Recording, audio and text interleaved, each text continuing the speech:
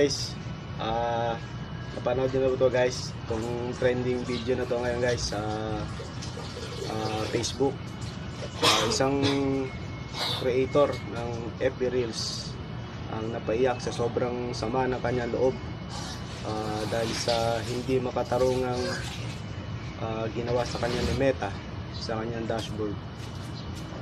Sa matapos kasi na ginawa niya ang lahat sa pagsunod sa mga requirements ni Meta, magpataas ng engagement, makipag-engage kapwa creator, pinapanood niya yung mga video, tinatapos niya, nagla-like, nagko-comment.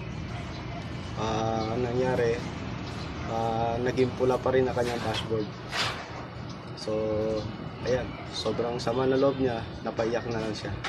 Guys, hindi naman ako naniniwala sa dati kasi ang dami na kasing umiyak dyan sa TikTok, ay sa Facebook pala, ang dami nang umiyak. Ito, pag-usapan muna natin ang tungkol kay Meta kasi napansin ko parang napakalaking scam guys. Kung matanggap yan, makatarungan, hindi makatarungan. And guys, pakinggan nyo yung mga opinion nila, mga sinasabi na kay Meta.